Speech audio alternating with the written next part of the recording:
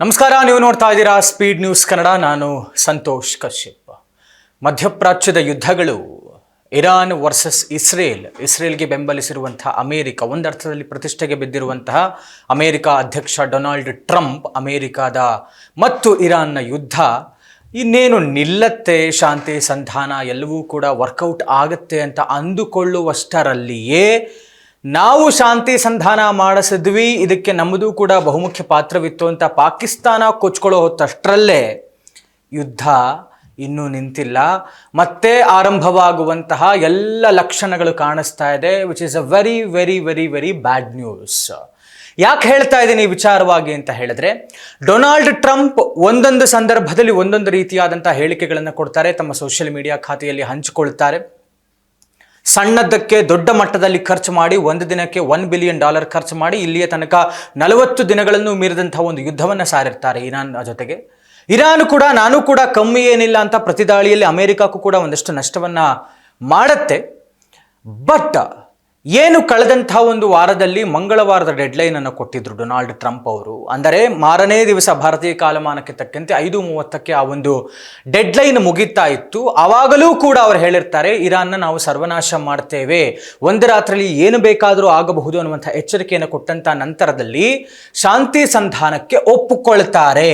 Iran ಕೂಡ ಒಂದರ್ಥದಲ್ಲಿ ಷರತ್ತುಬದ್ಧವಾದಂತಹ ಶಾಂತಿ ಸಂಧಾನಕ್ಕೆ ಒಪ್ಪಿಗೆಯನ್ನು ಸೂಚಿಸುತ್ತೆ. ತಾತ್ಕಾಲಿಕವಾಗಿ ಯುದ್ಧಕ್ಕೆ ಬ್ರೇಕ್ ಅನ್ನು ನೀಡುತ್ತಾರೆ. 2 ವಾರಗಳ ಕಾಲದ ಒಂದು ಕದನ ವಿರಾಮ ಘೋಷಣೆ ಆಗುತ್ತೆ ಈ ಒಂದು ಇರಾನ್ ಮತ್ತು ಅಮೆರಿಕ ನಡುವಿನ ಯುದ್ಧದ ವಿಚಾರವಾಗಿ. ಬಟ್ ಈ ಮಧ್ಯೆ ಇಸ್ರೇಲ್, ಬೆಂಜಮಿನ್ ನೆತನ್ಯಾಹು ಅವರು ಕೆಲವೊಂದಷ್ಟು ಏರಿಯಾಗಳಿಗೆ ಈ ಕದನ ವಿರಾಮ ಅನ್ವಯವಾಗೋದಿಲ್ಲ ಅನ್ನುವಂಥ ಕಾರಣಕ್ಕೆ ಈ ಕದನ ವಿರಾಮ ಘೋಷಣೆ ಆಗಿದ್ದರ ಮಧ್ಯದಲ್ಲೂ ಕೂಡ ಇರಾನ್ ಮತ್ತು ಇಸ್ರೇಲ್ ನಡುವೆ ಒಂದಷ್ಟು ದಾಳಿಗಳು, ಮಿಸೈಲ್ ಅಟ್ಯಾಕ್ಸ್ ಆದವು. ಅದಾದ ಮೇಲೆ ಏನು ಗಂಭೀರವಾದಂಥ ಯುದ್ಧ ಆಗ್ತಾ ಇದ್ದು ಆ ಮಟ್ಟಕ್ಕೆ ಆಗದೇ ಇದ್ರೂ ಕೂಡ ಒಂದರ್ಥದಲ್ಲಿ ಸ್ವಲ್ಪ ನಿಂತಿತ್ತು. ನಿನ್ನೆ ಆದಂತಹ ಸಂಧಾನ ಸಭೆ ಏನಿತ್ತು, ಸತತವಾಗಿ 21 ಗಂಟೆಗಳ ಕಾಲ ನಡೆದಂತಹ ಒಂದು ಸಂಧಾನ ಸಭೆ ಸಂಪೂರ್ಣವಾಗಿ ವಿಫಲ ಆಗಿರುವಂಥದ್ದು. ಹೊರ್ಮುಜ್ ಜಲಸಂಧಿಯನ್ನು ಮುಕ್ತ ಮಾಡಿಕೊಡಬೇಕು, ಟ್ಯಾಕ್ಸ್ ಹಾಕಬಾರ್ದು, ಈ ಅಣು ಸ್ಥಾವರಗಳು ಏನು ಇರಾನ್ ಇಟ್ಕೊಂಡಿದೆ ಅದರ ವಿಚಾರವಾಗಿ ಅಮೆರಿಕ ಮೈನ್ಲಿ ಪಾಯಿಂಟ್ ಔಟ್ ಮಾಡ್ತಾ ಇರುವಂಥದ್ದು. ಒಂದಷ್ಟು ಕಂಡೀಷನ್ಸ್ನ ಅಮೆರಿಕ ಹಾಕಿದರೆ, ಇರಾನ್ ಅಂತೂ ಇಷ್ಟು ದೊಡ್ಡ ಲಿಸ್ಟನ್ನೇ ಇಟ್ಕೊಂಡ್ಬಿಟ್ಟಿತ್ತು ಕಂಡೀಷನ್ಸ್ನಲ್ಲಿ. ಅದು ಹೇಳ್ತಾ ಇದ್ದಿದ್ದು ಬಹಳ ಏನು ಹೇಳ್ತಾರೆ, ಇಷ್ಟು ದೊಡ್ಡ ನಷ್ಟ ಆಗಿದೆ ನಮಗೆ ಇಷ್ಟು ದಿವಸದ ಯುದ್ಧದಲ್ಲಿ, ಅಷ್ಟು ವೆಚ್ಚವನ್ನು ಅಮೆರಿಕ ಭರಿಸ್ಕೊಡ್ಬೇಕು ಅನ್ನುವಂಥದ್ದೇ ಮೇಜರ್ ಇದ್ದಂತಹ ಕಂಡೀಷನ್ ಇರಾನ್ನ ಕಡೆಯಿಂದ. But something didn't work out. ಈ ಶಾಂತಿ ಸಂಧಾನ ಯಶಸ್ವಿ ಆಗತ್ತೆ, ಸಭೆ ಯಶಸ್ವಿ ಆಗತ್ತೆ, ಯುದ್ಧ ನಿಲ್ಲತ್ತೆ. ಇದೆಲ್ಲದರ ಆಫ್ಟರ್ ಎಫೆಕ್ಟ್ ಅನುಭವಿಸ್ತಾ ಇರುವಂತಹ ಜಾಗತಿಕ ಮಟ್ಟದ ಎಲ್ಲ ದೇಶಗಳು, ದೇಶದ ಜನಸಾಮಾನ್ಯರು, ನಾಗರಿಕರು.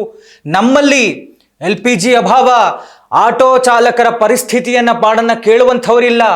ಇದೆಲ್ಲ ಸಮಸ್ಯೆ ಇನ್ನಷ್ಟು ಉಲ್ಬಣ ಆಗುವಂತಹ ಎಲ್ಲ ಲಕ್ಷಣಗಳು ಕಾಣಿಸ್ತಾ ಇದೆ. ಯಾಕೆ ಹೇಳ್ತಾ ಇದ್ದೀನಿ ಅಂತ ಹೇಳಿದ್ರೆ, ಮತ್ತೊಂದು ಡೆಡ್ಲೈನ್ ಅನ್ನ ಅಮೆರಿಕ ಅಧ್ಯಕ್ಷ ಡೊನಾಲ್ಡ್ ಟ್ರಂಪ್ ಇವತ್ತು ಅನೌನ್ಸ್ ಮಾಡಿದ್ದಾರೆ. ಇವತ್ತು ರಾತ್ರಿ 8:30ಕ್ಕೆ ಭಾರತೀಯ ಕಾಲಮಾನದ ಪ್ರಕಾರ ಇವತ್ತು ರಾತ್ರಿ 8:30ಕ್ಕೆ ಇರಾನ್ನ ಹೊರ್ಮುಜ್ ಜಲಸಂಧಿಯನ್ನ ನಮ್ಮ ವಶದಲ್ಲಿ ನಾವು ಇಟ್ಟುಕೊಳ್ತೇವೆ, ಪಡೆದುಕೊಳ್ತೇವೆ ಅನ್ನುವಂಥ ಡೆಡ್ಲೈನ್ ಅನ್ನ ಇರಾನಿಗೆ ಎಚ್ಚರಿಕೆಯನ್ನು ಕೊಟ್ಟಿದ್ದಾರೆ ಅಮೆರಿಕ ಅಧ್ಯಕ್ಷ ಡೊನಾಲ್ಡ್ ಟ್ರಂಪ್. ಒಂದರ್ಥದಲ್ಲಿ ನೌಕಾಪಡೆ ಸಿದ್ಧವಾಗಿದೆ, ಸಮುದ್ರದ ಯುದ್ಧ ಆರಂಭ ಆಗಬಹುದು ಅನ್ನುವಂಥ ಎಲ್ಲ ಲಕ್ಷಣಗಳು ಕಾಣಿಸ್ತಾ ಇದೆ. ಅಮೆರಿಕ ಅಧ್ಯಕ್ಷ ತಮ್ಮ ನೌಕಾಪಡೆಗೆ ಸನ್ನದ್ಧರಾಗೋದಕ್ಕೆ ಒಂದು ರೀತಿಯಾದ ಸಂದೇಶವನ್ನು ಕೊಟ್ಟಿದ್ದಾರೆ. ಹಿಸ್ ಟೆಲ್ಲಿಂಗ್ ದಟ್ ನಾವು ನೇರವಾಗಿ ಹೊರ್ಮುಜ್ ಅನ್ನ ನಮ್ಮ ವಶಕ್ಕೆ ಪಡೆದುಕೊಳ್ತೇವೆ ಅಂತ.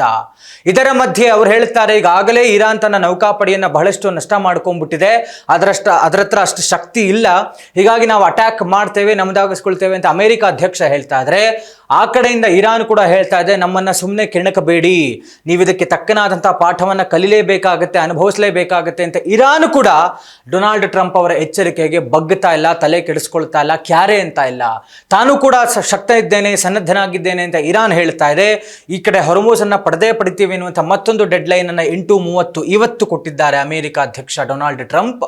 ಗೊತ್ತಿಲ್ಲ ಏನು ಬೇಕಾದರೂ ಆಗ್ಬೋದು, ಆದರೆ ಹೊರ್ಮುಜ್ ಜಲಸಂಧಿ ಎನ್ನುವಂಥದ್ದು ಜಾಗತಿಕ ಮಟ್ಟದ ಬೇರೆ ಬೇರೆ ದೇಶಗಳಿಗೆ ರಫ್ತು ಆಗೋದಕ್ಕೆ ಏನಿದು ತೈಲ, ಕಚ್ಚಾ ತೈಲ ಏನೇನಿದ್ದಾವೆ ಎಲ್ಲವೂ ಕೂಡ ಹಡಗುಗಳಲ್ಲಿ ಹೋಗುವಂಥದ್ದು. ಇದು ಶಾರ್ಟೆಸ್ಟ್ ಡಿಸ್ಟೆನ್ಸ್ ಮತ್ತು ಟ್ಯಾಕ್ಸ್ ವಿಚಾರದಲ್ಲಿ ಎಲ್ಲವೂ ಕೂಡ ವರ್ಕೌಟ್ ಆಗುವಂಥ ಯೂಸ್ಫುಲ್ ಮಾರ್ಗ ಇದು.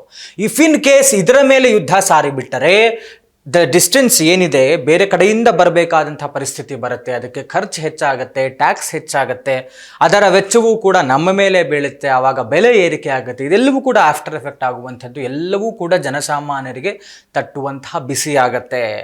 ಬಟ್ ಒಟ್ಟಾರೆ ಗೊತ್ತಿಲ್ಲ ಈ ಒಂದು ಸಮುದ್ರ ಯುದ್ಧ, ಈಗ ಅಮೇರಿಕ ಸನ್ನದ್ಧವಾಗಿರುವಂಥ ಹೊರ್ಮುಜ್ ಜಲಸಂಧಿಯನ್ನು ಪಡೆಯುವಂಥ ಕೆಲಸ ಮತ್ತು ಆ ಕಡೆಯಿಂದ ಇರಾನ್ ಕೂಡ ಅಟ್ಯಾಕ್ ಮಾಡುವಂಥದ್ದು, ಇದು ಎಲ್ಲಿ ತನಕ ಹೋಗಿ ನಿಲ್ಲುತ್ತೆ ಗೊತ್ತಿಲ್ಲ. ಬಟ್ ಯುದ್ಧ ನಿಂತಿತು, 2 ವಾರಗಳ ಕದನ ವಿರಾಮದಲ್ಲಿ ಶಾಂತಿ ಸಂಧಾನ ಆಗುತ್ತೆ ಅಂತ ಅಂದುಕೊಳ್ಳುವಷ್ಟರಲ್ಲೇ ಈಗ ಪುನಃ ಯುದ್ಧ ಆರಂಭವಾಗುವಂಥ ಎಲ್ಲ ಲಕ್ಷಣಗಳು ಕಾಣಿಸ್ತಾ ಇದೆ.